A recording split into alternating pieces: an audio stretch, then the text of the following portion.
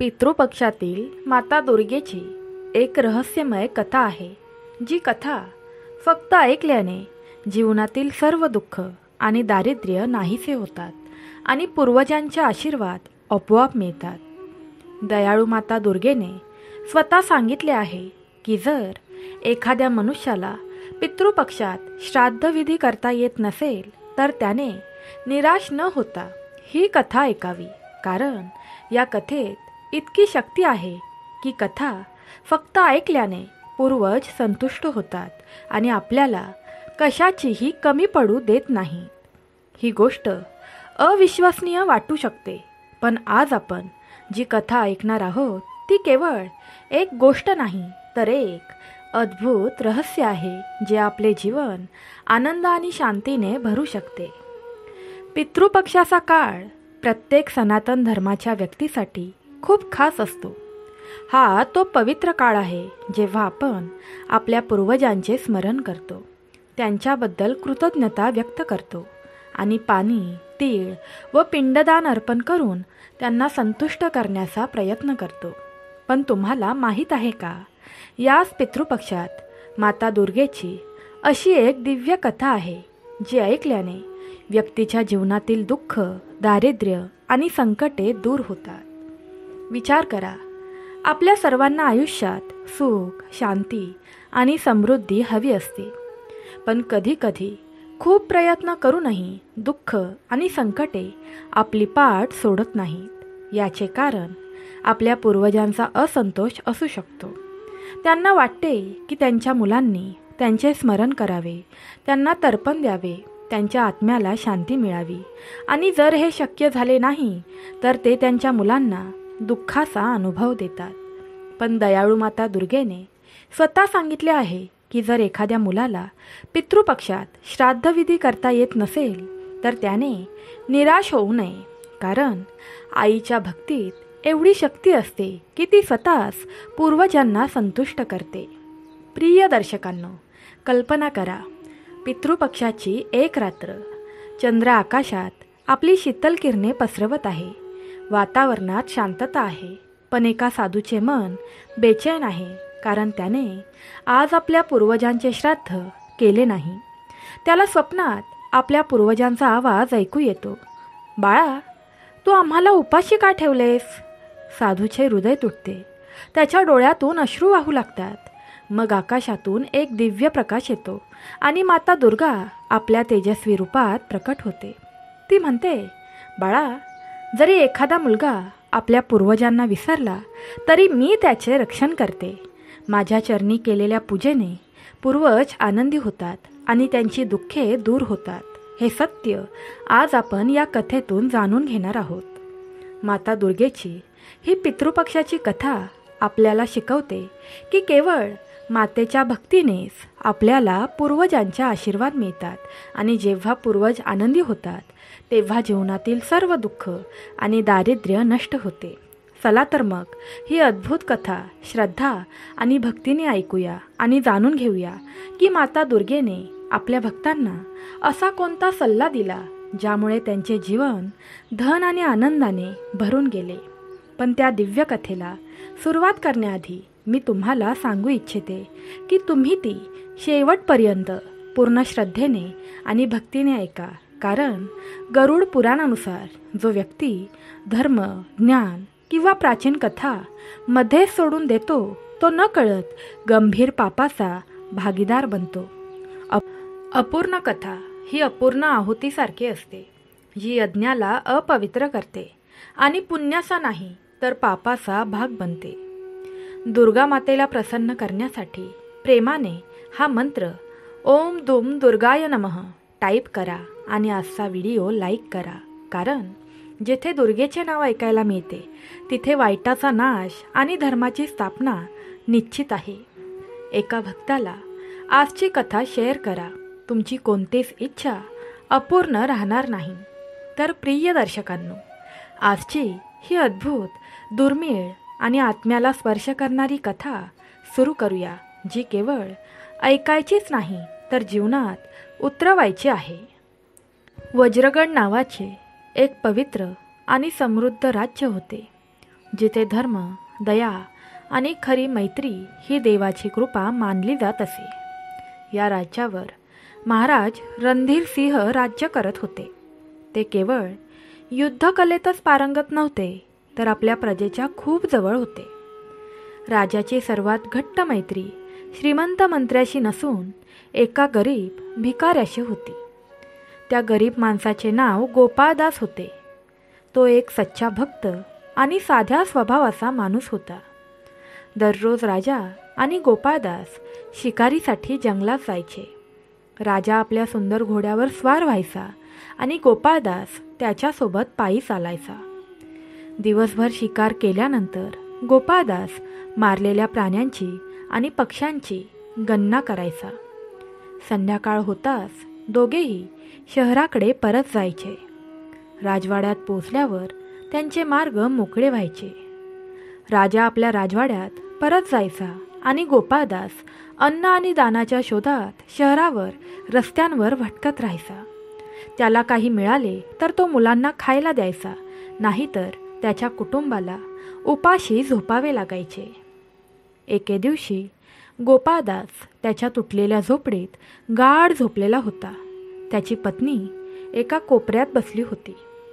गोपाळदासने तिचा हात धरला आणि नम्र स्वरात म्हणाला, भाग्यवान, मुलांना उठव, कदाचित आपल्याला काहीतरी खायला मिळेल. पत्नीला राग आला. तुम्ही राजाचे मित्र आहात. इतके श्रीमंत लोक असतानाही राजाने एका गरीब माणसाला आपला मित्र बनवले आहे. ही काही लहान गोष्ट नाही.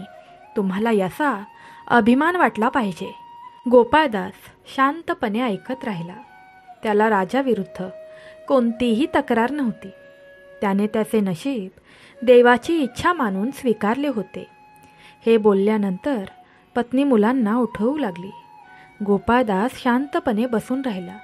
त्याला माहीत होते की खरा काळजीवाहक फक्त देव आहे. तोच सर्वांसाठी अन्नाची व्यवस्था करतो. त्याच रात्री अचानक आकाशात काळे ढग आले. जोरदार वारे वाहू लागले आणि मुसळधार पाऊस सुरू झाला. वाऱ्यामुळे झोपडीची भिंत कोसळली. सगळे घाबरून उठले. बाहेर वादळ आणि पाऊस पडत होता.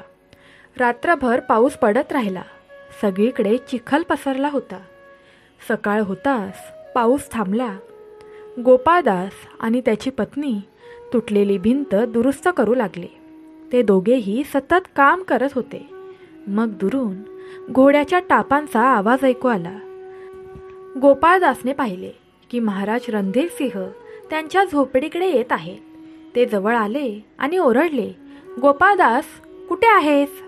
गोपाळदासने शांत आवाजात उत्तर दिले, मी इथे आहे महाराज. राजा हसला आणि म्हणाला, चल मित्रा, आज आपण पुन्हा शिकारीला जाऊया. गोपाळदासने नम्रपणे डोके टेकवले.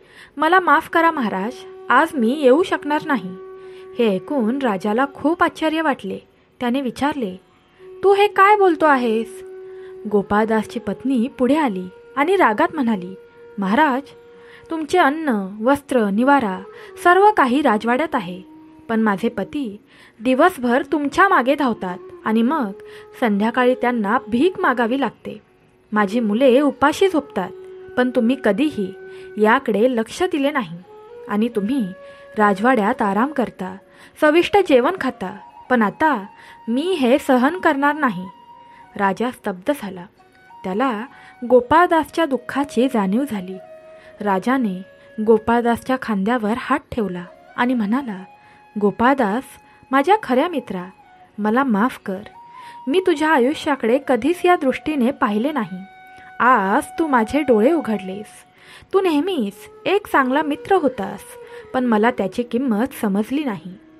गोपाळदास आश्चर्यचकित झाला. त्याने राजाचा बदललेला स्वर आणि चेहऱ्यावरील पश्चाताप पाहिला. त्याने लगेच राजाचे दोन्ही हात धरले आणि आदराने कपाळावर ठेवले. मग हळू आवाजात म्हणाला, महाराज, फक्त आपला प्रभूच महान आहे. मी तर त्याचा एक लहानसा भक्त आहे. तुम्ही मला लाजवत आहात. उलट आज तुमच्यासोबत शिकारीला येऊ शकलो नाही, त्यासाठी मी माफी मागायला हवी. राजाचे डोळे करुणेने भरले होते. तो भावूक होऊन म्हणाला, गोपाळदास, तू खूप ज्ञानी आणि सहनशील आहेस, असे म्हणत राजाने गोपाळदासला मिठी मारली आणि आपल्या घोड्याच्या लगा मोडला आणि म्हणाला, माझ्यासोबत चल. त्याने गोपाळदासला घोड्यावर आपल्या मागे बसवले आणि राजवाड्याकडे निघाला. वाटेत जो कोणी त्यांना पाहत होता तो थक्क होत होता. तोच गोपाळदास जो रोज शहराच्या रस्त्यांवर भिक्षा मागत होता, तो आज महाराजांसोबत शाही घोड्यावर बसला होता. राजवाड्यात पोहोचल्यावर राजाने आपल्या नोकरांना बोलावले आणि मंत्र्याला सांगितले, गोपाळदाससाठी शाही पोशाख तयार करा. नोकरांनी गोपाळदास यांना आदराने कपडे देण्यासाठी नेले. मग राजाने दुसऱ्या मंत्र्याला गोपाळदासची पत्नी आणि मुलांना आणण्याचा आदेश दिला. त्यांच्या राहण्यासाठी राजवाड्याच्या जवळ एक इमारत तयार करावी आणि सर्व सुखसुविधा उपलब्ध करून द्याव्यात. त्यांच्या सेवेसाठी नोकर ठेवावेत. जर काही गैरसोय झाली तर त्यांना शिक्षा दिली जाईल. मंत्र्याने डोके टेकवून सांगितले, महाराज, तुमचा आदेश पूर्ण भक्तीने पाळला जाईल. अवघ्या 1 तासात गोपाळदास आणि त्यांच्या कुटुंबाचे जीवन पूर्णपणे बदलले. पत्नी आणि मुले आता राजवाड्यात होती, जिथे त्यांना सर्व काही मिळाले. मग राजाने गोपाळदासकडे पाहिले आणि हसत विचारले, आता तू समाधानी आहेस ना? आता तुला तुझ्या कुटुंबाची काळजी करण्याची गरज नाही. गोपाळदासने डोके टेकवून आदराने उत्तर दिले, महाराज, देव तुम्हाला दीर्घायुष्य आणि कीर्ती देवो. मी तुमचा नेहमीच आभारी राहीन. राजा हसून म्हणाला, आता या गोष्टी सोडून द्या. चला पुन्हा एकदा देवाचे नाव घेऊन शिकार करूया. असे म्हणत राजा सिंहासनावरून उठला. दोघेही राजवाड्यातून बाहेर पडले. दाराशी 2 सुंदर घोडे उभे होते, ज्यांचा लगाम नोकरांनी धरला होता. राजा आणि गोपाळदास दोघेही घोड्यावर स्वार झाले आणि शहराच्या हद्दी ओलांडून जंगलाकडे निघाले. जंगलातील हिरवळीत घोड्यांच्या टापांचा आवाज घुमत होता. दोघेही शिकारीत मग्न होते. त्या दिवशी त्यांनी अनेक प्राणी, पक्षी, हरिण, ससे इत्यादींची शिकार केली. त्यांना वेळेचे भानच राहिले नाही. 4 तास उलटले आणि आता सूर्याची उष्णता त्यांच्या डोक्यावर आली होती. राजाला तहान लागली. त्याने कपाळावरचा घाम पुसला आणि म्हणाला, गोपाळदास, कुठेतरी पाण्याची सोय कर. माझा घसा कोरडा पडत आहे. गोपाळदास म्हणाला, मी आत्ताच पाहतो महाराज, तुम्ही इथेच आराम करा. असे म्हणत तो जंगलात पाण्याच्या शोधात निघाला. घोडा चालवताना तो इकडे तिकडे पाहत होता. बराच वेळ भटकल्यानंतर त्याला एक तळे दिसले. आजूबाजूला दाट झाडे होती. तळे दगडांनी वेढलेले होते. हवा थंड होती. गोपाळदास घोड्यावरून खाली उतरला आणि त्याने पाण्यात हात घातला. पाणी थंड आणि स्वच्छ होते. राजालाही खूप तहान लागली होती.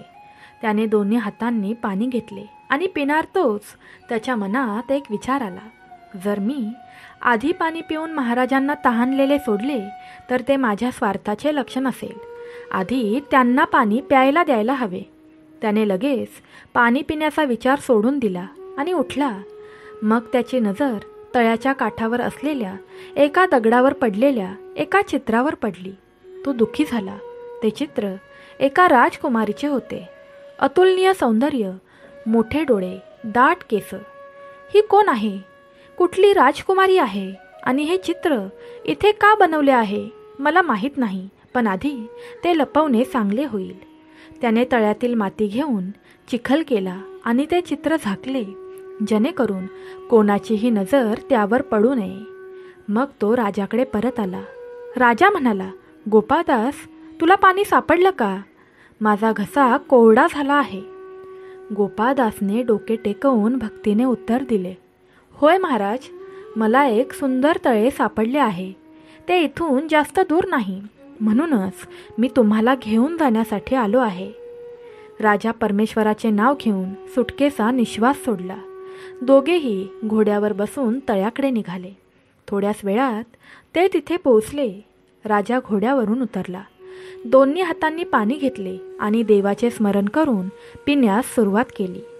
पाणी थंड आणि गोड होते. मग गोपाळदासनेही आपली तहान भागवली. त्यानंतर दोघांनीही आपल्या घोड्यांना पाणी पाजले. राजाने डोळे मिटले आणि एक दीर्घ श्वास घेतला. हसून म्हणू लागला, गोपाळदास, हे पाणी खूप थंड आणि गोड आहे आणि इथले वातावरणही खूप शांत आणि आल्हाददायक आहे. मला इथे थोडा वेळ घालवायचा आहे.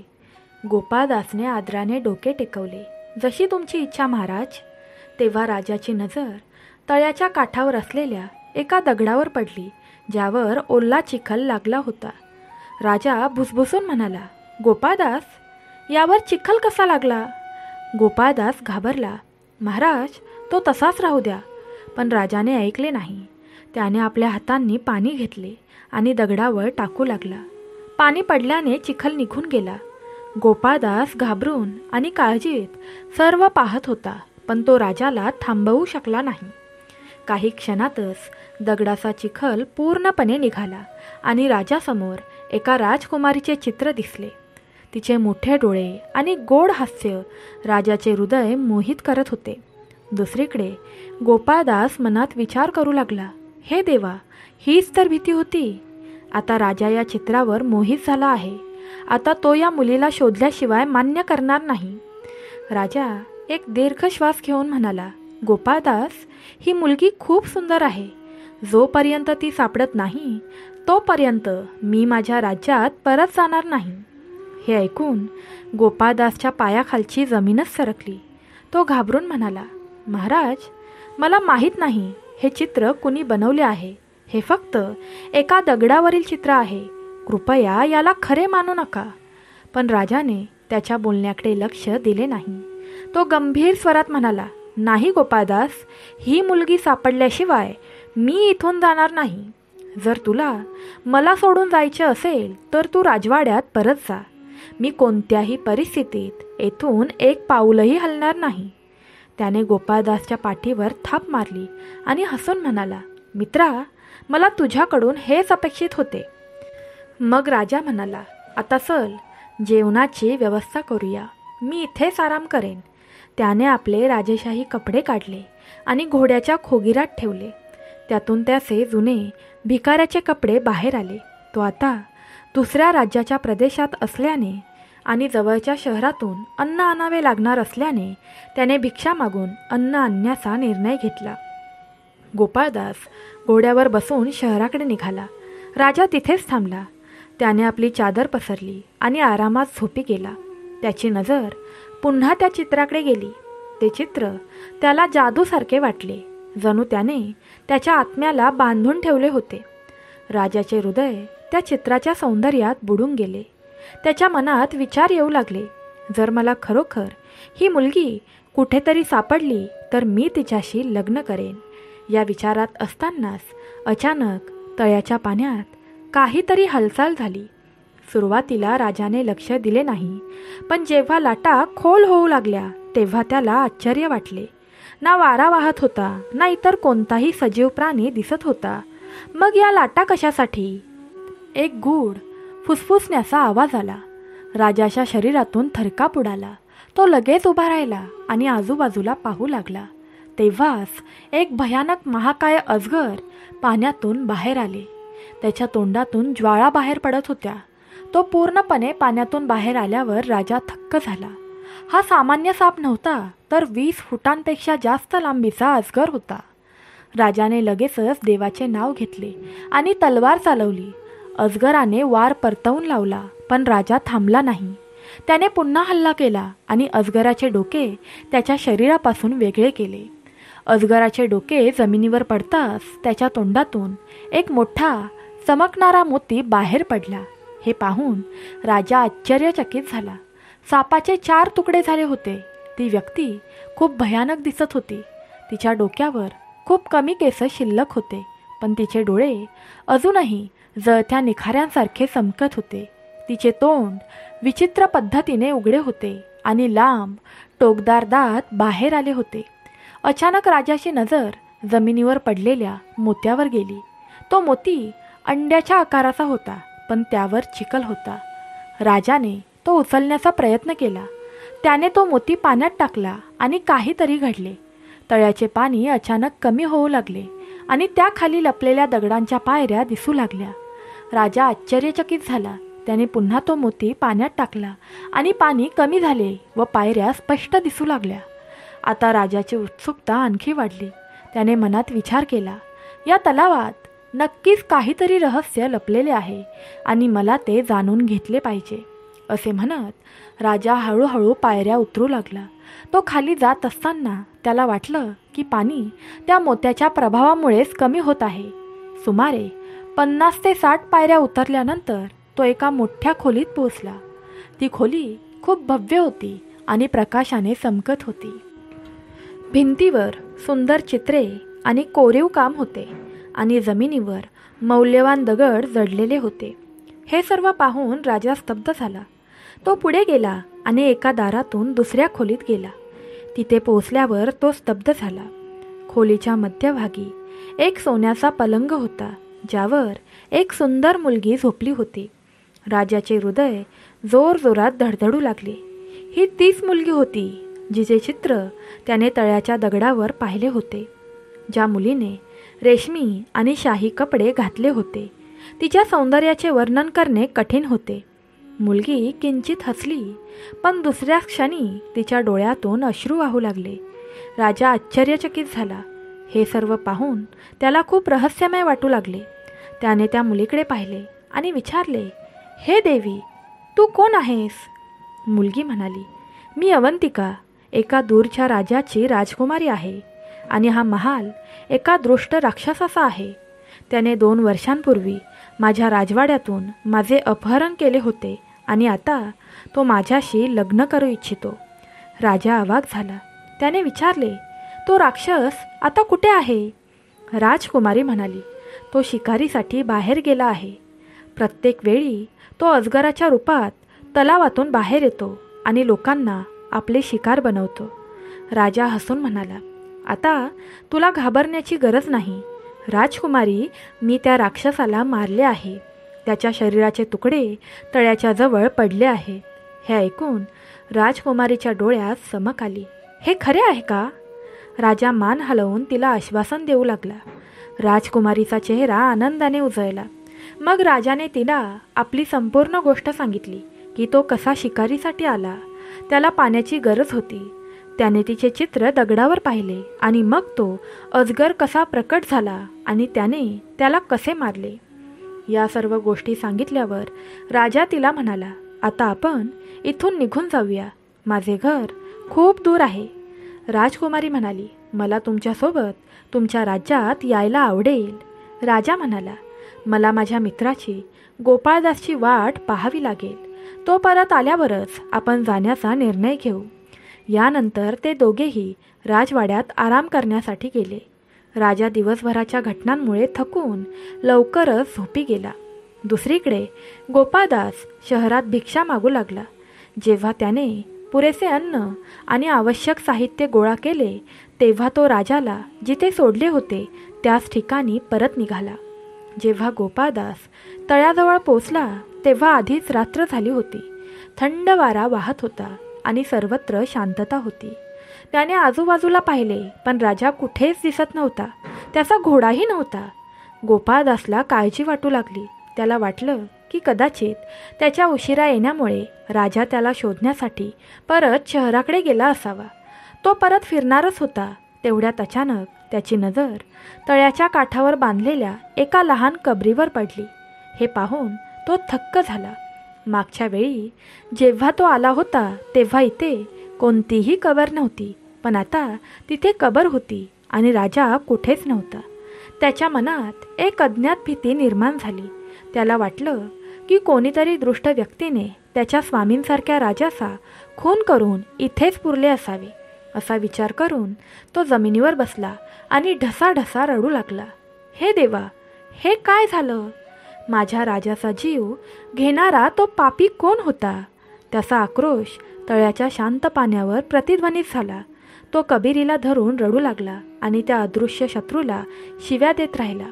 रात्र हळूहळू गडद होत गेली. दुसऱ्या दिवशी सकाळी सूर्याची पहिली किरणं आकाशात पसरली. तेव्हा तळ्याचे पाणी सोनेरी प्रकाशात चमकू लागले. गोपाळदास जागा झाला. त्याने मंद डोळ्यांनी आजूबाजूला पाहिले आणि नंतर उठून बसला. त्याने हात जोडून आकाशाकडे पाहिले आणि प्रार्थना केली, हे देवा, माझ्या महाराजांच्या आत्म्याला शांती दे. मग तो जड अंतकरणाने म्हणाला, आता मी कधीही माझ्या घरी परत जाणार नाही. मी आयुष्यभर इथेच राहीन आणि महाराजांच्या समाधीची सेवा करेन. हे ठरवून तो अन्नाची व्यवस्था करण्यासाठी शहराकडे निघाला. दुसरीकडे राजा रणधीरसिंह जागा झाला. खोलीत प्रकाश पडला. राजकुमारी अवंतिकाही जागी झाली होती. त्यांनी एकत्र नाश्ता केला आणि देवाचे स्मरण केले. मग राजा हसून म्हणाला, चला बाहेर जाऊया. आपण थोडी ताजी हवा घेऊ आणि आपल्या मित्राला गोपाळदासलाही पाहू. तो बिचारा रात्रभर तळ्यापाशीच थांबला असेल. राजा आणि राजकुमारी राजवाड्यातून बाहेर आले, पण सगळीकडे शोध घेऊनही गोपाळदास कुठेच सापडला नाही. राजाला काळजी वाटू लागली. तो आला आहे की नाही असा प्रश्न त्याला पडला. ते तळ्याजवळ भटकत असताना राजकुमारीची नजर त्या कबरीवर पडली. तिने आश्चर्याने विचारले, ही कोणाची कबर आहे आणि ती कोणी बांधली? राजा एक दीर्घ श्वास घेऊन म्हणाला, ही त्या राक्षसाची कबर आहे. मी त्याला हरवले आणि दयाळूपणे इथे पुरले. हे ऐकून राजकुमारी शांत झाली, पण तिच्या मनात अनेक प्रश्न येऊ लागले. राजाने तिच्याकडे पाहिले आणि म्हणू लागला, हा सर्व देवाचा खेळ आहे. राजकुमारीने हलके स्मित करून मान हलवली. मग दोघेही तळ्याखाली असलेल्या त्या भव्य महालात परतले. तिथे कोणीही नोकर नव्हता, म्हणून राजकुमारी स्वतःच्या हातांनी अन्न शिजवत असे आणि दोघेही एकत्र प्रेमाने जेवण करत असत. हा एक विचित्र योगायोग होता, किंवा कदाचित देवाचीच काही खास इच्छा होती की जेव्हा राजा आणि राजकुमारी तळ्याबाहेर येत असत तेव्हा गोपाळदास अन्नाच्या शोधात शहरात जात असे. गोपाळदास त्याला भेटत नसल्याने राजाला वाटले की तो परत शहरात गेला असावा. बिचाऱ्या गोपाळदासला माहीत नव्हते की त्याचे महाराज त्याच तळ्याखाली राहत आहेत, ज्या राजकुमारीचे चित्र त्याने पहिल्यांदा दगडावर पाहिले होते. एके दिवशी सकाळची वेळ होती. गोपाळदास शहराकडे निघून गेला. राजा अजूनही झोपलेला होता आणि राजकुमारी अवंतिकाने न्याहारी तयार केली होती. तिने विचार केला की राजा जागा होईपर्यंत ती थोडं बाहेर फिरेल, पण बाहेर जाण्यासाठी तिला त्या चमकदार कपड्याची गरज होती जो राजाने तिला भेट म्हणून दिला होता. राजकुमारी हळूहळू तलावाजवळ फिरू लागली. तेव्हा तिची नजर मेंढ्या चरत असलेल्या एका मेंढपाळावर पडली. त्या अतुलनीय सुंदर मुलीला पाहताच मेंढपाळ आश्चर्यचकित झाला. त्याला वाटलं की ही मुलगी इथे काय करत असेल. त्याला पाहून राजकुमारीही घाबरली. ती घाबरून तलावाकडे वेगाने धावू लागली. मेंढपाळाला संशय आला की यात काहीतरी गूढ रहस्य आहे. तोही तिच्या मागे धावला. धावताना तो विचार करू लागला, ही जलपरी आहे की या तळ्याखाली खरंच काहीतरी अद्भुत जग वसले आहे. मग त्याची नजर तळ्यापाशी पडलेल्या आणि सूर्यप्रकाशात चमकणाऱ्या एका सोन्याच्या जोड्यावर पडली. त्याने खाली वाकून तो जोडा उचलला. तो जोडा सोन्याच्या उत्कृष्ट कारागिरीने बनवलेला होता आणि त्यात मौल्यवान रत्ने जडलेली होती. त्याने मनात विचार केला की हा सामान्य जोडा नाही, तो निश्चितच त्या रहस्यमय मुलीचा आहे. जर मी हा माझ्या राजाला दिला तर मला नक्कीच मोठं बक्षीस मिळेल. असा विचार करून तो आपल्या मेंढ्या गोळा करून शहराकडे निघाला. शहरात पोचल्यावर त्याने आपल्या मेंढ्या घराशेजारी सोडल्या आणि थेट राजवाड्याकडे गेला. राजा अजून दरबारात आला नव्हता. मेंढपाळ आत जाण्याचा प्रयत्न करत होता, पण दारावर उभ्या असलेल्या सैनिकांनी त्याला थांबवले. थांब, राजा अजून आलेला नाहीये. सुमारे 1 तासानंतर महाराज रणधीरसिंह आणि त्यांचे मंत्री तिथे पोहोचले. राजा घोड्यावरून उतरताच मेंढपाळ आदराने त्याच्याकडे गेला आणि नमस्कार केला. राजाने प्रेमाने त्याच्याकडे पाहिले आणि विचारले, बाळा, काय झालंय? मेंढपाळाने डोके टेकवले आणि आदराने म्हणाला, महाराज, मी तुमच्या चरणी एक अतिशय अद्भुत वस्तू अर्पण करण्यासाठी आलो आहे. राजाने कुतूहलाने त्याच्याकडे पाहिले आणि विचारले, कसली वस्तू? मेंढपाळाने खिशातून तो चमकदार सोन्याचा जोडा काढला आणि दोन्ही हातांनी तो राजाच्या पायाजवळ ठेवला. तो जोडा खूप सुंदर होता. त्यावर बारीक नक्षीकाम केले गेले होते आणि त्यात मौल्यवान रत्ने जडलेली होती. राजाने खाली वाकून तो उचलला आणि काळजीपूर्वक पाहिला. हा एक अतिशय सुंदर आणि मौल्यवान जोडा आहे. हा तुला कुठे सापडला? राजाने शांतपणे विचारले. मेंढपाळ म्हणाला, महाराज, मला तो जंगलाजवळ तळ्याच्या काठावर सापडला. मग त्याने संपूर्ण कहाणी सांगितली. त्याने तळ्याजवळ एक राजकुमारी कशी पाहिली, ती कशी घाबरली आणि पळून जाताना तिचा एक जोडा तिथे पडलेला दिसला. त्याने हात जोडून सांगितले, महाराज, हा जोडा सामान्य वाटत नाही. तो निश्चितच कोणत्या तरी अलौकिक जागेचा किंवा स्वर्गीय जगाचा पहार असावा. हा एखाद्या गूढ जगाचा संकेत असू शकतो. राजाचे डोळे चमकले. तो म्हणाला, मंत्रीजी, आपण ताबडतोब या रहस्यमय राजकुमारीचा शोध सुरू केला पाहिजे. हा जोडा आपल्याला तिच्यापर्यंत पोहोचवणारा संकेत आहे आणि जर ती सापडली तर आपल्याला तिची खरी ओळखही कळेल. मंत्र्याने डोके टेकवले आणि म्हणाला, जशी तुमची इच्छा महाराज. राजा मेंढपाळाकडे पाहून म्हणाला, तू शांत हो. तुला या सेवेचे पूर्ण फळ आणि देवाचा आशीर्वाद दोन्ही मिळेल. मेंढपाळ खूप आनंदी झाला आणि डोळे मिटून देवाची प्रार्थना करू लागला. त्यानंतर राजा मंत्र्याला म्हणाला, आता या शोधात उशीर करू नका. तुम्हाला फक्त 7 दिवसांची मुदत देण्यात आली आहे. या वेळेत त्या मुलीला शोधून राजवाड्यात हजर करा. मंत्र्याने हात जोडून सांगितले, जशी तुमची इच्छा आहे महाराज. मी आजपासूनच हे काम सुरू करेन. राजा दरबारात गेला आणि मंत्री खोलीत परतला. तो अस्वस्थपणे इकडे तिकडे फिरू लागला. त्या राजकुमारीला त्या तलावातून बाहेर कसे काढायचे? मेंढपाळाच्या म्हणण्यानुसार ती पाण्यात बुडाली होती. ही सामान्य गोष्ट नाही. तिथे काहीतरी अद्भुत शक्ती काम करत आहे. तो उपाय शोधण्याचा प्रयत्न करत असतानाच अचानक त्याच्या मनात एक कल्पना आली. त्याच्या चेहऱ्यावर हलकेसे हास्य आले. हो, हा उपाय असू शकतो, तो म्हणाला आणि लगेच उठला. त्याला त्या 4 वृद्ध महिला आठवल्या, ज्यांच्या हुशारी आणि युक्त्यांची चर्चा संपूर्ण शहरात होती. थोड्याच वेळात कोतवाल हात सोडून मंत्र्यासमोर उभा राहिला. जा, मंत्र्याने आदेश दिला. शहरात फिरणाऱ्या त्या 4 हुशार वृद्ध महिला, ज्यांच्या हुशारीची चर्चा सर्वत्र होते, त्यांना माझ्यासमोर घेऊन या. कोतवालाने टाळ्या वाजवल्या. थोड्याच वेळात 2 सैनिक त्या 4 वृद्ध महिलांना घेऊन आत आले. त्यांनी त्यांना मंत्र्यासमोर उभे केले आणि बाहेर गेले. मंत्र्याने त्यांच्याकडे काळजीपूर्वक पाहिले. त्यांचे चेहरे आणि डोळे बुद्धिमत्ता आणि अनुभव स्पष्टपणे दर्शवत होते. त्या वृद्ध असल्या तरीही त्यांचे हावभाव हे स्पष्ट करत होते की त्या अजूनही काहीही करू शकतात.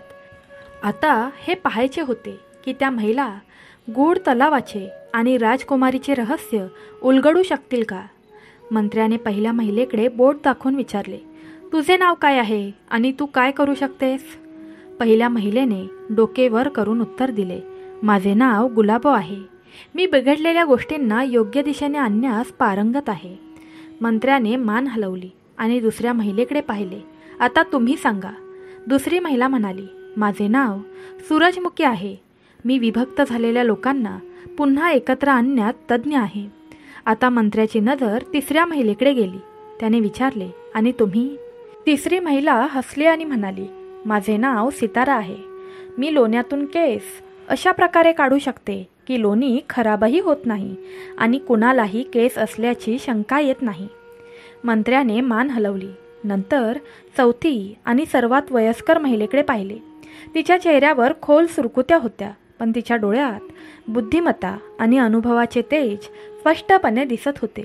तुमचं नाव काय आहे? मंत्र्याने नम्रपणे विचारले. मग त्या म्हाताऱ्या आजीने गंभीर आणि मंद आवाजात उत्तर दिले, माझे नाव अंगुरी देवी आहे. मी आकाशातून एक तुकडा कापून अशा प्रकारे जोडू शकते की कोणीही तो ओळखू शकणार नाही. मंत्री काही वेळ गप्प राहिले. नंतर मंद हास्य करत म्हणाले, फक्त तुम्हीच माझी मदत करू शकता. आता बाकीच्या तिघी जाऊ शकतात. मंत्र्याच्या आदेशानुसार निरीक्षकाने तिन्ही महिलांना आदराने बाहेर पाठवले. मंत्र्यांनीही निरीक्षकाला बाहेर जाण्याचा इशारा दिला.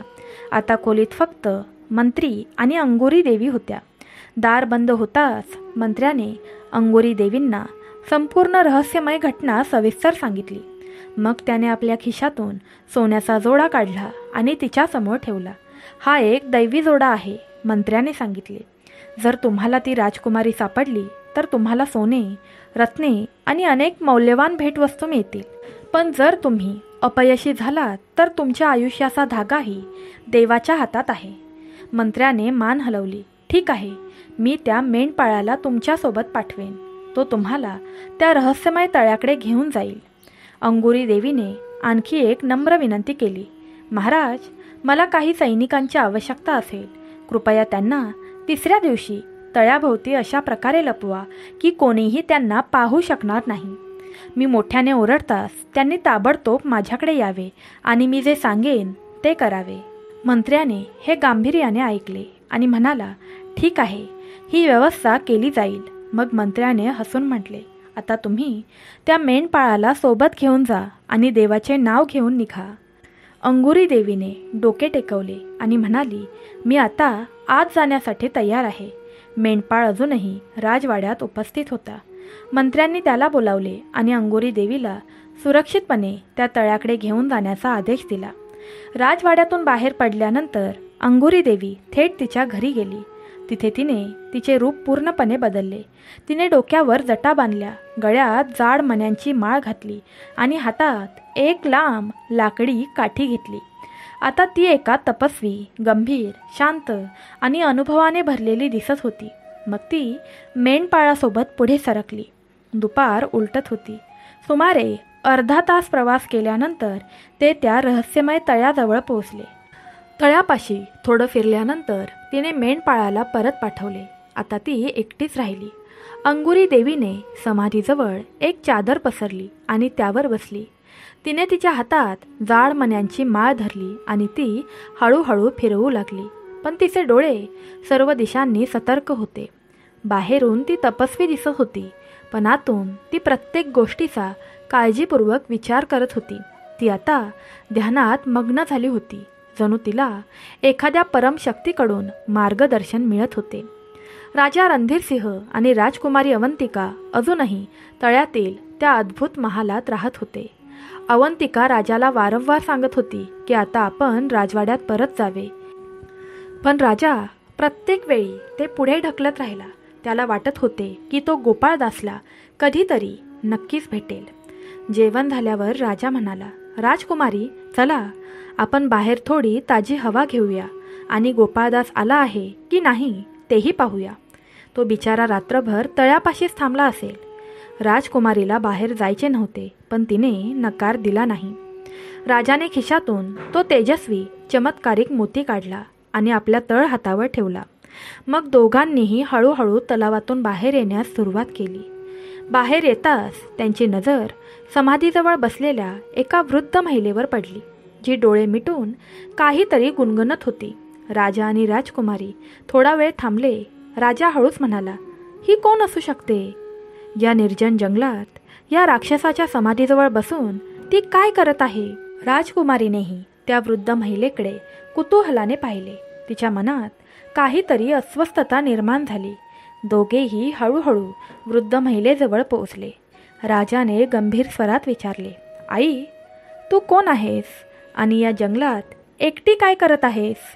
अंगुरी देवीने डोके टेकवले आणि शांत स्वरात म्हणाली, नाही बाळा, मी आत्ताच इथे पोहोचले आहे. ती पुन्हा विचारली, तुम्ही दोघे या तलावात कसे राहता? हे तर पाण्याने भरलेले आहे. राजकुमारी अवंतिका सहजतेने उत्तरली, आमचे निवासस्थान या तळ्याखाली आहे. तिथे एक दिव्य महाल आहे आणि आम्ही तिथेच राहतो. अंगुरी देवीने दयाळूपणे म्हटले, बाळा, मलाही तुमच्यासोबत ठेवा. मी तुमच्यासाठी जेवण बनवीन. राजकुमारीला तिची दया आली. ती राजाला म्हणाली, राजा, आपल्यालाही एक दासी हवी आहे आणि जर तुम्ही या आईला तुमच्यासोबत ठेवलं तर ते पुण्यकर्म होईल, नाहीतर ती भूक आणि तहानेने मरून जाईल. राजाने एक दीर्घ श्वास घेतला आणि म्हणाला, जशी तुझी इच्छा आहे. राजकुमारी हसली आणि म्हणाली, आता तू आमच्यासोबत राहशील आई? अंगुरी देवीने खोट्या नम्रतेने म्हणाली, देवी, तुम्हा दोघांनाही नेहमी आनंदी ठेवू. देव तुमच्या या पुण्यकर्माचे फळ नक्कीच देईल. मग अंगुरी देवी म्हणाली, मी खूप थकले आहे. मला खाटेवर आराम करायचा आहे. तुमच्या महालात खाट आहे का? राजकुमारी म्हणाली, होय आहे. ती राजकन्येला म्हणाली, तर मग मला लगेचच आत घेऊन चल. अंगुरी देवीच्या मनात शंका आली. ती तिला विचारू लागली, तू फक्त एका दिवसासाठी आमच्यासोबत आली आहेस, मग तुझ्यासाठी खाट कशासाठी? राजकुमारीने घाबरून राजाकडे पाहिले आणि म्हणाली, ही आई काहीतरी लपवत आहे. ही नक्कीच सामान्य माणूस नाहीये. पण आता खूप उशीर झाला होता. अंगुरी देवीने डोळे मिटून मोठ्याने आवाज दिला. तिच्या आवाजाने चारही दिशांना गोंगाट झाला आणि क्षणार्धात 4 सैनिक घोड्यांवर स्वार होऊन तिच्यासमोर उभे राहिले. सैनिक पाहताच राजकुमारीच्या डोळ्यातून अश्रू वाहू लागले. याला पकडा, अंगुरी देवीने राजाकडे बोट दाखवून ओरडली, आणि माझ्यासोबत चला. सैनिकांनी लगेचच राजाला पकडले. तो पूर्णपणे घाबरला होता. अंगुरी देवीने हसत हसत राजकुमारीला विचारले, तू राजवाड्याच्या बाहेर का आलीस? तू माझ्यासोबत का आलीस? राजकन्या थरथरली. मला तुमच्यासोबत यायचे नव्हते. राजाने मला जबरदस्तीने आणले. अंगुरी देवीने दुर्लक्ष केले. आता लवकर परत चल, मला आत घेऊन जा. राजकन्या थरथरत होती. कृपया दया करा, ती म्हणाली. तुम्ही कुणाला पकडत आहात? तुम्हाला माहीत नाही, ते माझे महाराज आहेत. पण अंगुरी देवीला काहीच ऐकायचे नव्हते. माझ्यासोबत चल, ती म्हणाली.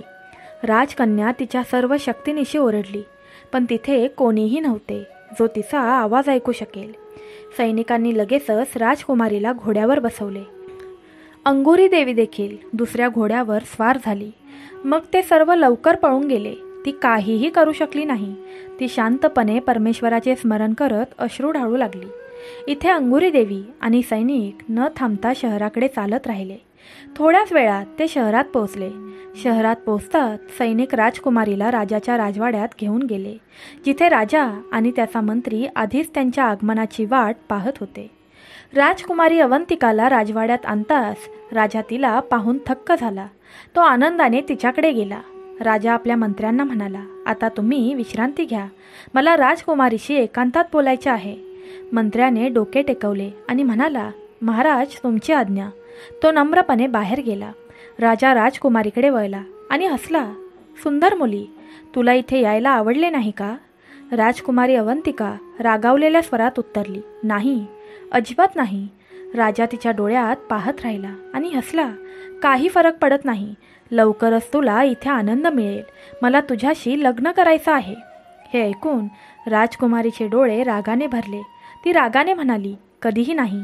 माझ्यासाठी मरणाला आलिंगन देणे चांगले आहे. राजा रागाने म्हणाला, सावधपणे बोल, गर्विष्ठ मुली. तुला माहीत आहे का तू कुणाशी बोलत आहेस? राजकुमारी निर्भय आवाजात म्हणाली, होय, मला माहीत आहे. मी एका गर्विष्ठ राजाशी बोलत आहे. पण मी कधीही तुमच्याशी लग्न करणार नाही. हा माझा अंतिम निर्णय आहे. राजा काही क्षण गप्प राहिला.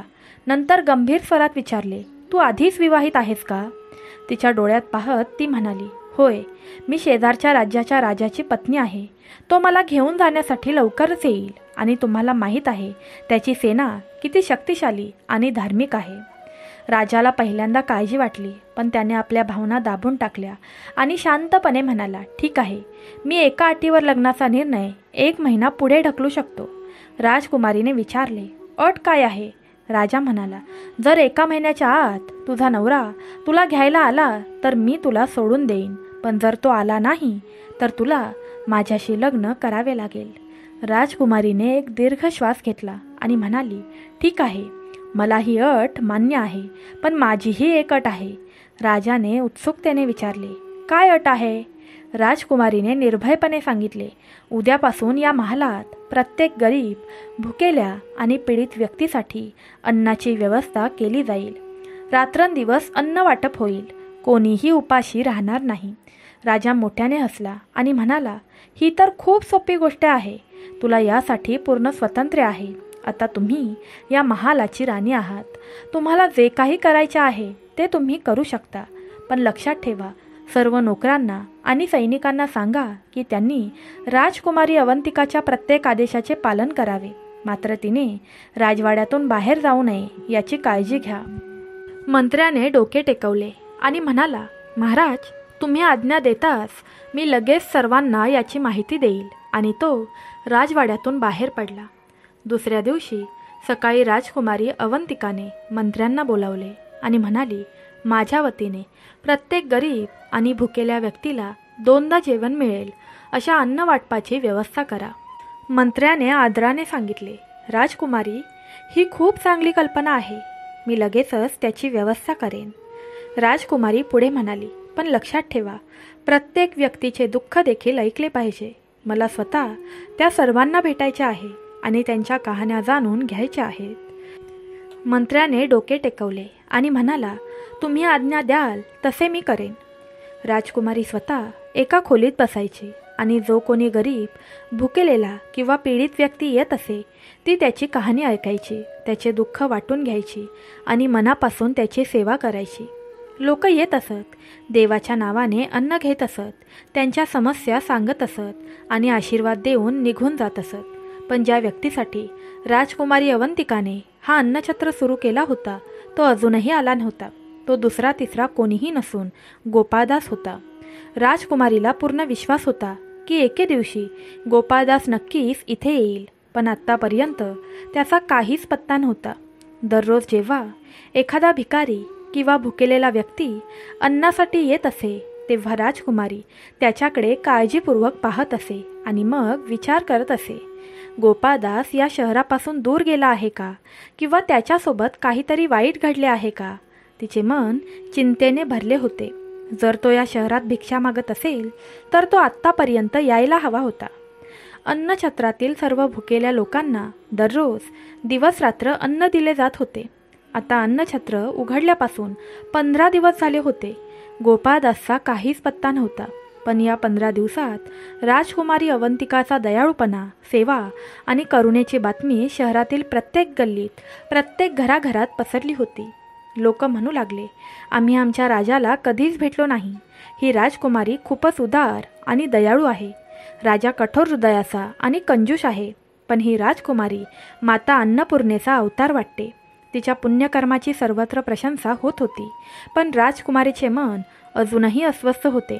तिला फक्त एकाच व्यक्तीची काळजी होती, गोपाळदास कुठे आहे. दुसरीकडे गोपाळदास त्याच्या संतांच्या जगात मग्न होता. तो रात्रभर तळ्याच्या काठावर बांधलेल्या समाधीजवळ बसायचा. त्याच्या मनात पूर्ण विश्वास होता की ही समाधी त्याचा प्रिय राजा रणधीरसिंहची आहे. दररोज रात्री तो समाधीजवळ देवाचे स्मरण करायचा, जागे राहायचा. मग पहाटे होताच तो दिवसभर शहरातील रस्त्यांवर भीक मागायचा. त्याला जे काही मिळायचे ते अर्धे स्वतःकडे ठेवायचा आणि उरलेले अर्धे दुसऱ्या भुकेल्या व्यक्तीला द्यायचा. शहरातील कोणालाही माहीत नव्हते की तो कोण आहे, कुठून आला आहे, कोणत्या राज्याचा आहे. प्रत्येकासाठी तो फक्त एक अनोळखी भिकारी होता. आता तो स्वतःला त्या समाधीचा रक्षक मानत होता आणि तिथेच त्याचे आयुष्य घालवत होता. एके दिवशी तो शहरात भीक मागत असताना त्याची नजर एका भव्य इमारतीवर पडली. ती एखाद्या श्रीमंत माणसाच्या घरासारखी दिसत होती. त्याने त्या घराच्या दाराशी भीक मागितली. गोपाळदासला पाहून त्या श्रीमंत माणसाने तीक्ष्ण नजरेने त्याच्याकडे पाहिले आणि म्हणाला, जा बाबा, जेव्हा राजकुमारी अवंतिकाने राजवाड्यात एक सामुदायिक स्वयंपाकघर उघडले आहे तेव्हा तुम्ही इथे भीक का मागता आहात? तिथे जा, तिथे रोज जेवण मिळते. राजकुमारी अवंतिका हे नाव गोपाळदाससाठी नवीन होते. त्याचे मन धडकी भरले. ही तीच राजकुमारी असू शकते का जिच्यासाठी राजा रणधीरसिंह महिनाभर वाट पाहण्यास तयार होते? तो श्रीमंत माणूस कोणतेही उत्तर न ऐकता दाराच्या आत गेला. गोपाळदास काही क्षण तिथेच उभा राहिला, पण त्याने विरोध केला नाही. तो शांतपणे पुढे सरकला. त्याला वाटले, मी अन्नछत्रात जाणार नाही. जर मी गेलो तर लोक मला एक सामान्य भिकारी समजतील. नाही, मी स्वतः माझी भाकरी कमवली पाहिजे. असा विचार करून त्याने पुन्हा उरलेल्या पोळ्या इतर भुकेल्या लोकांना वाटायला सुरुवात केली आणि संध्याकाळ होताच तो जंगलाकडे परतला. दुसऱ्या दिवशी जेव्हा तो पुन्हा शहराकडे जात होता तेव्हा वाटेत त्याची नजर एका मुंग्यांच्या वारुळावर पडली. तिथे पाणी वाहत होते. जर हे असेच चालू राहिले तर त्या लहान प्राण्यांचे घर उद्ध्वस्त होईल आणि हे गरीब प्राणी बुडतील. असा विचार करून तो माती उचलू लागला आणि पाण्याचा प्रवाह वळवू लागला. थोड्याच वेळात पाण्याची दिशा बदलली आणि वारूळ सुरक्षित झाले. त्याने देवाचे आभार मानले आणि तो वळणारच होता तेवढ्यात त्याला काहीतरी विचित्र हालचाल जाणवली. त्या वारुळातून 2 मोठ्या मुंग्या बाहेर आल्या. त्या सामान्य नव्हत्या. एक 3 इंच लांब होती आणि तिचा रंग तांब्यासारखा चमकत होता. गोपाळदास आश्चर्याने त्यांच्याकडे पाहू लागला. मग मोठी मुंगी म्हणाली, मी माझ्या सर्व लोकांच्या वतीने तुमचे आभार मानतो. गोपाळदास प्रथम आश्चर्यचकित झाले की ही मुंगी माणसांसारखी कशी बोलत आहे, पण नंतर तो हसून म्हणाला, यात आभार मानण्यासारखं काय आहे? मुंग्यांचा राजा म्हणाला, तरीही आम्ही तुमच्या आभारी आहोत, कारण हा आमचा नियम आहे. ज्याने आम्हाला मदत केली त्याला आम्ही कधीही विसरत नाही. मग त्याने त्याच्या मिशांमधून काही रेशमी केस काढले आणि गोपाळदास यांना दिले. तो म्हणाला, हे साधू, जर तुम्हाला कधी माझी गरज पडली तर या केसांपैकी एक केस आगीवर थोडा वेळ गरम करा, मी लगेच तुमच्या मदतीला येईन. गोपाळदास शहराकडे निघाले. शहराच्या हद्दीत पाऊल ठेवताच त्यांची नजर एका मांजरीवर पडली, जी उंदराच्या बिळाजवळ लपून बसली होती. ती पूर्ण लक्ष देऊन दबा धरून बसली होती, जेणेकरून एखादा निष्पाप उंदीर बाहेर येताच ती त्यावर झडप घालेल आणि त्याला गिळून टाकेल. हे पाहून गोपाळदास यांचे हृदय द्रवले. त्यांना त्या लहान प्राण्यांबद्दल खूप करुणा वाटली. हा अन्याय आहे. त्यांनी मनात विचार केला, ही मांजर या सर्व प्राण्यांची शत्रू आहे. त्यांनी कोणताही विलंब न करता पटकन पुढे सरकले आणि आपल्या पातळ लाकडी चपलाने मांजरीच्या कमरेवर हरकेच मारले. मांजर भीतीने ओरडली आणि लगेच तिथून पळून गेली. तिने मागे वळूनही पाहिले नाही. गोपाळदास यांनी सुटकेचा श्वास घेतला. आता उंदीर सुरक्षित होते. त्यांच्या चपलेने मांजरीला मारल्यानंतर एक छोटा उंदीर बिळातून बाहेर आला आणि लगेच आतमध्ये गेला. जेव्हा त्याने पाहिले की धोका टळला आहे, तेव्हा तो आनंदाने आत उडी मारला आणि काही वेळाने एक मोठा, जाड आणि लांब उंदीर घेऊन बाहेर आला. तो सुमारे 1.5 फूट लांब होता. त्याला जाड मिशा होत्या आणि त्याच्या डोळ्यात चमक होती. दोन्ही उंदीर आले आणि गोपाळदास यांच्यासमोर नतमस्तक झाले आणि हात जोडून त्यांचे स्वागत केले. गोपाळदास यांनी हसून त्यांचे स्वागत स्वीकारले. मोठा उंदीर गंभीर आणि आदरयुक्त स्वरात म्हणाला, हे दयाळू मानवा, आज त्या मांजरीपासून आम्हाला वाचवून तुम्ही खूप मोठे उपकार केले आहेत. आम्ही तुमचे ऋणी आहोत. गोपाळदास हलकेच हसत म्हणाले, अरे भाऊ, यात कृतज्ञता बाळगण्यासारखे काय आहे? प्रत्येक गरजू व्यक्तीला मदत करणे हे माझे कर्तव्य आहे.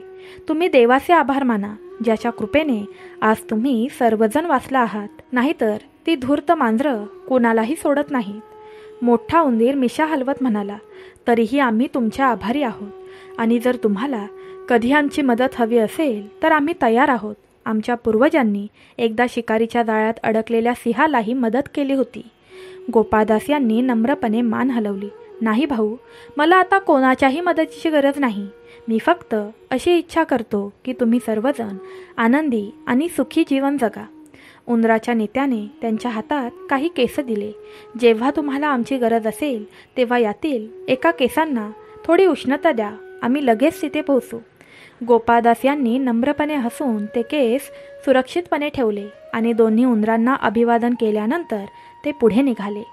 त्या दिवशी गोपाळदास यांनी कुणाकडूनही भिक्षा मागितली नाही. त्यांच्याकडे असलेल्या पोळ्या त्यांच्यासाठी पुरेशा होत्या. दुपारपर्यंत ते राजवाड्याच्या अन्नछत्राकडे गेले. तिथे पोहोचून त्यांनी जेवणाची व्यवस्था करणाऱ्या नोकराची परवानगी मागितली. तो नोकर खूप सभ्य स्वभावाचा होता. त्याने गोपाळदास यांना मोठ्या आदराने बसवले आणि त्यांना गरम पोळ्या दिल्या. तो म्हणाला, आता तुम्हाला राजकुमारी अवंतिकाला भेटायचे आहे. त्यांना तुमच्याशी बोलायचे आहे. त्यानंतरच तुम्हाला जेवण दिले जाईल आणि निरोप दिला जाईल. राजकुमारी अवंतिका हे नाव ऐकताच गोपाळदास क्षणभर थिजले. तलावाच्या काठावर त्यांनी पाहिलेले सुंदर चित्र लगेच त्यांच्या मनात तरळले.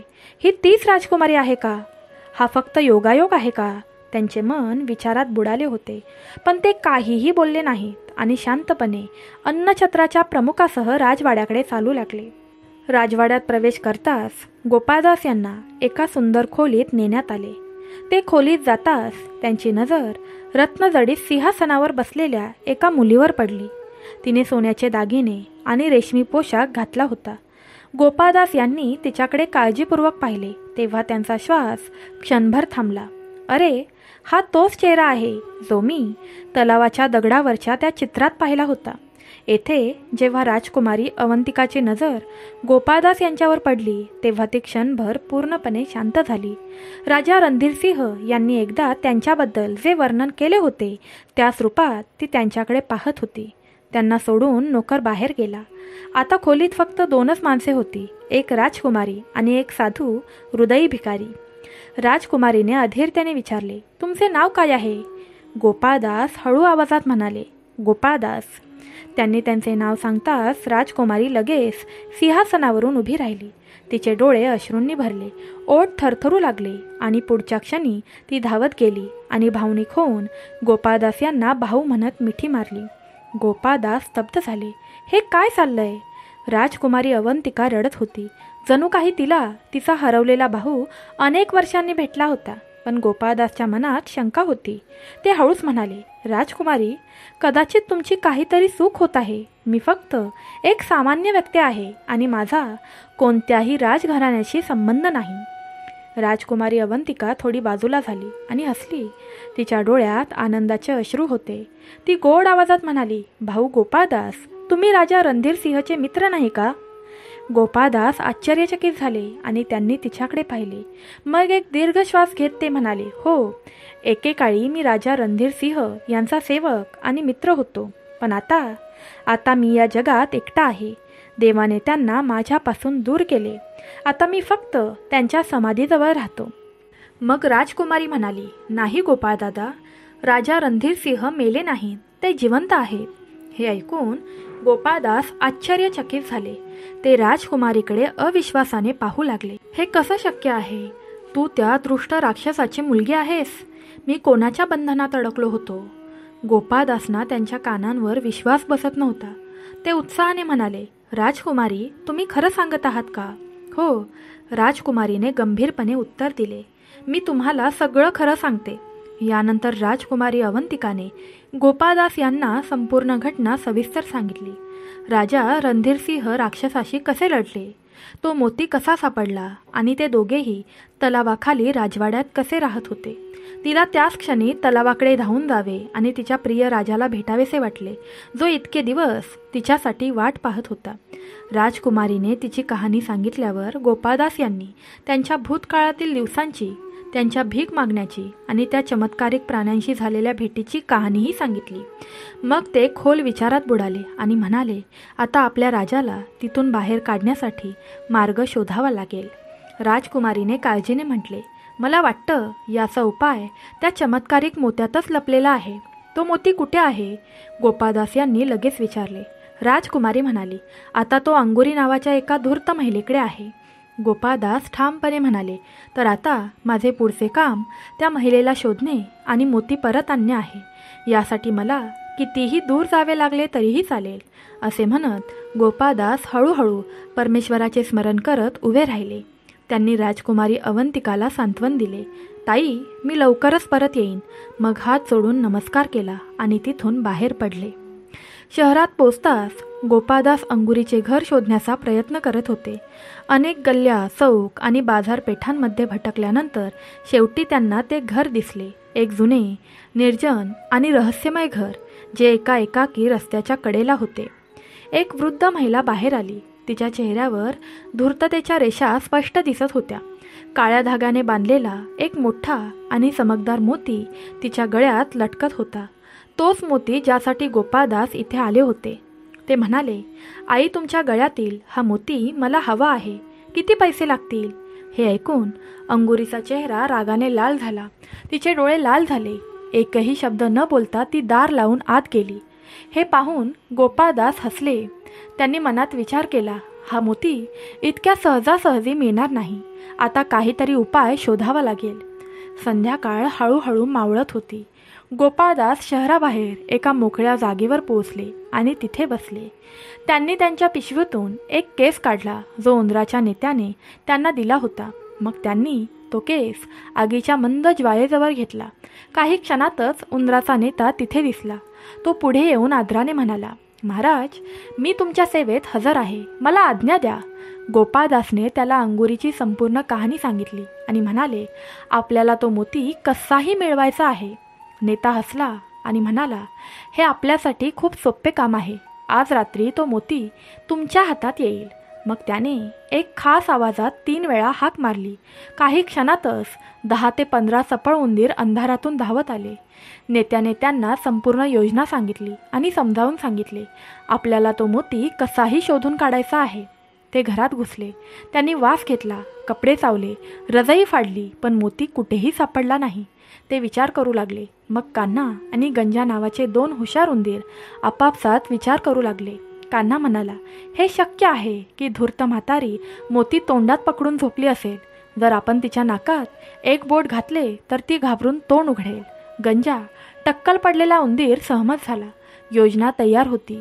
कान्हा हळूहळू अंगुरीच्या चेहऱ्यावर चढला आणि गंजा तिच्या मानेजवळ बसला.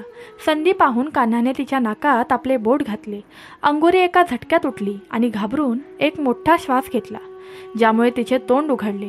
गंजा आधीच तयार होता. त्याने लगेच मोती पाहिला आणि तो पटकन तोंडात पकडला. मग अंगुरी ओरडू नये म्हणून त्याने तिची जीभ हलकेच चावली. दोन्ही उंदीर पटकन खाली उडी मारून उतरले. वेदनेने ओरडत अंगुरी घाईघाईने उठली आणि काठीने उंदराच्या मागे धावली, पण ती जास्त धावू शकली नाही. उंदीर विजेच्या वेगाने तिथून पळून गेले आणि गोपाळदास यांच्याकडे पोहोचले. काय झाले? नेत्याने उत्सुकतेने विचारले. आपण यशस्वी झालो आहोत, उंदरांनी एका सुरात म्हटले. तो दिव्य मोती गोपाळदास यांना देण्यात आला. गोपाळदास यांचे डोळे चमकले. त्यांचे हृदय परमेश्वराच्या कृपेने भरून आले. त्यांनी तो मोती हातात घेतला आणि डोके टेकवले. हे प्रभू, आज तू माझी साधना यशस्वी केलीस. आता फक्त एकच गोष्ट त्यांच्या मनात होती, राजा रणधीरसिंह यांना भेटण्याची.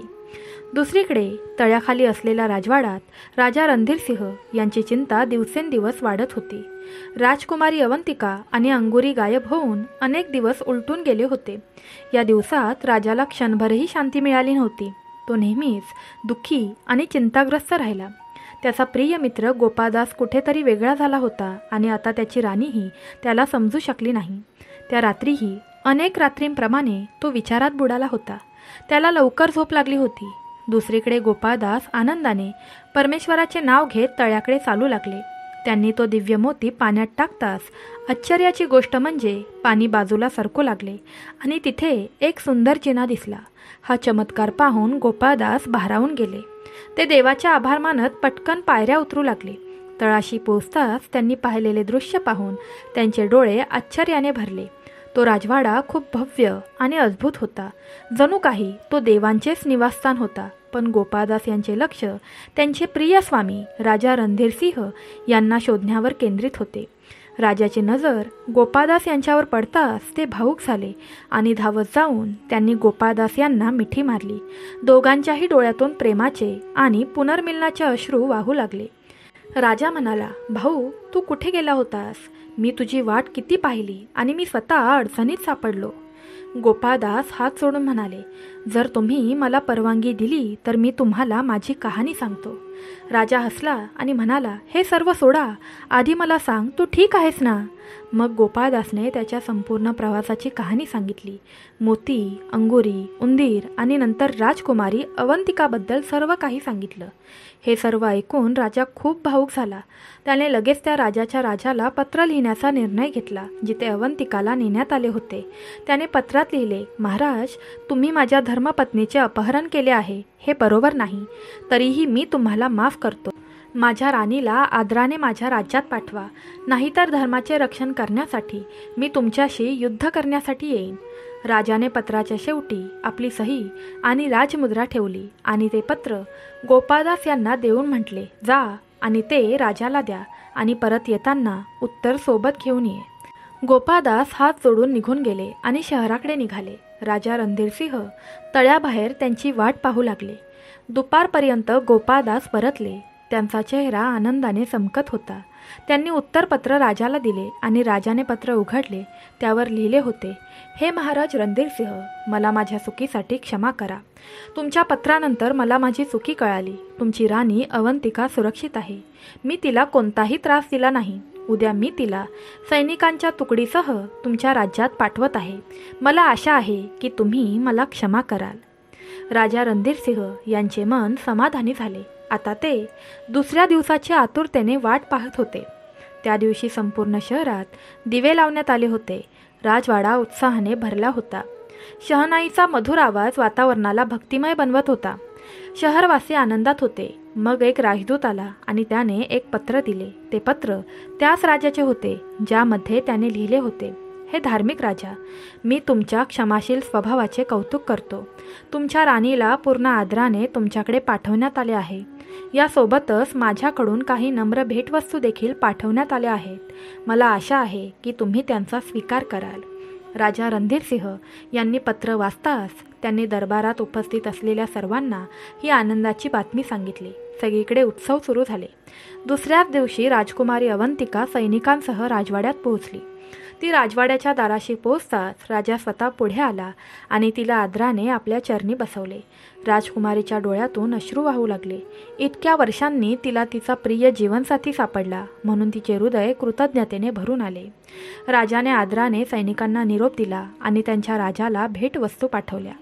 यानंतर राजवाड्यात शुभविवाहाची तयारी सुरू झाली. दुसऱ्याच दिवशी राजा रणधीर सिंह आणि राजकुमारी अवंतिका यांचे लग्न मोठ्या थाटामाटात पार पडले. संपूर्ण राज्यात दिवे लावण्यात आले, मिठाई वाटण्यात आली, भजन, कीर्तन, नृत्य आणि संगीताचे आयोजन करण्यात आले. गोपाळदासही घरी परतले, जिथे त्यांची पत्नी आणि मुले त्यांची वाट पाहत होते. इतक्या वर्षांनी आपल्या कुटुंबाला भेटल्याने ते भारावून गेले होते. सर्वांनी त्यांना मिठी मारली आणि आनंदाने त्यांच्या डोळ्यातून अश्रू वाहत राहिले. ही कहाणी प्रेम, मैत्री, निष्ठा आणि संयमाची इतकी अमर गाथा बनली की लोकांना ती युगानुयुगे आठवत राहिली. प्रिय दर्शकांनो, ही कहाणी इथेच संपत नाही. आता आपल्याला कळेल की पितृपक्षात माता दुर्गेची कथा ऐकल्यानंतर सर्व पूर्वज त्यांच्या मुलांच्या दाराशी येऊन पाहतात की त्यांचे स्मरण केले जात आहे का, त्यांना पाणी, तीळ, पिंड अर्पण केले जात आहे का. जर आपण यावेळी आपल्या पूर्वजांची भक्तिभावाने पूजा केली तर ते आपल्याला आशीर्वाद देतात आणि निघून जातात. परंतु जर आपण त्यांना विसरलो तर त्यांचे हृदय दुःखी होते. एक प्राचीन कथा सांगते की एक ऋषी दरवर्षी पितृपक्षात आपल्या आईवडिलांची पूजा करत असत. परंतु एकदा परिस्थितीमुळे ते तसे करायला विसरले. त्याच रात्री त्यांचे पूर्वज त्यांच्या स्वप्नात आले आणि दुःखी स्वरात म्हणाले, बाळा, तू आम्हाला उपाशी का ठेवलेस? ऋषी घाबरले, रडू लागले आणि क्षमा मागू लागले. तेव्हा आकाशातून माता दुर्गा प्रकट झाली. माता म्हणाली, बाळा, जर कोणी दुःखी असेल तर त्याने निराश होऊ नये. फक्त माझे नाव भक्तीने स्मरण केल्याने आणि माझ्या चरणी एक फूल अर्पण केल्यानेही पूर्वज तृप्त होतात. मी सर्व पूर्वजांना मोक्ष देणारी आहे. माझ्या चरणी केलेल्या भक्तीने पूर्वज प्रसन्न होतात आणि मुलांना अखंड आशीर्वाद देतात. माता दुर्गा संतांना म्हणाली, जर एखादा भक्त पितृपक्षात एम दुर्गाम यई नमः चा जप करतो आणि मनापासून आपल्या पूर्वजांना नमन करतो तर त्याचे सर्व पूर्वज तृप्त होतात आणि त्याला दुःख आणि दारिद्र्यातून मुक्ती मिळते. यानंतर संताने मातेची पूजा केली आणि पुन्हा पितरांसाठी तर्पण केले. असे म्हटले जाते की त्या दिवसापासून त्याच्या जीवनातील सर्व अडथळे, रोग आणि त्रास दूर झाले. म्हणून प्रिय दर्शकांनो, जर काही कारणास्तव तुम्ही पितृपक्षातील विधींनुसार श्राद्ध करू शकत नसाल तर किमान माता दुर्गेचे स्मरण करा. तिची कथा ऐकून पूर्वज तृप्त होतात आणि कुटुंबात सुखसमृद्धी आणि शांती येते. लक्षात ठेवा, माता दुर्गेची ही पितृपक्ष कथा केवळ एक कथा नाही, तर ती एक दिव्य रहस्य आहे जे आपल्याला सांगते की आईच्या भक्तीने सर्व दुःखांचा नाश होतो आणि पूर्वज तृप्त होऊन कायमचे आपले रक्षण बनतात. भक्तांनो, माता दुर्गेच्या या पितृपक्ष कथेतून आपल्याला एक खोल धडा मिळतो की आपले पूर्वज केवळ विधीनुसार केलेल्या तर्पणानेच नव्हे तर आपल्या हृदयातील श्रद्धेने, आपल्या भक्तीने, आपल्या आचरणाने तृप्त होतात. जर कोणत्याही कारणास्तव श्रद्धा बाळगता येत नसेल तर माता दुर्गेचा आश्रय घेतल्याने आई स्वतः पूर्वजांच्या आत्म्याला तृप्त करते आणि तिच्या आशीर्वादाने ते मुलांच्या जीवनातील सर्व दुःख आणि दारिद्र्य दूर करतात. स्वतः माता दुर्गेने म्हटले आहे की माझे नाव आठवा, माझ्या चरणी पूजा करा आणि तुमच्या पूर्वजांना नमन करा. मी सर्व पूर्वजांना मोक्ष देणारी आहे. माझ्या चरणी केलेली पूजा तुमच्या पूर्वजांना शांती आणि तुम्हाला समृद्धी देईल. हे विधान आजही तितकेच खरे आहे जितके शतकांपूर्वी होते. प्रिय दर्शकांनो, हेच कारण आहे की ही कथा ऐकल्याने घरात शांती, संकटे आणि दुःखे दूर होतात आणि पूर्वजांचे आशीर्वाद नेहमीच आपल्यासोबत राहतात. जर आपण या पितृपक्षात माता दुर्गेचे स्मरण केले आणि आपल्या पूर्वजांबद्दल कृतज्ञता व्यक्त केली तर आपले जीवन निश्चितच उज्ज्वल आणि आनंदी बनते.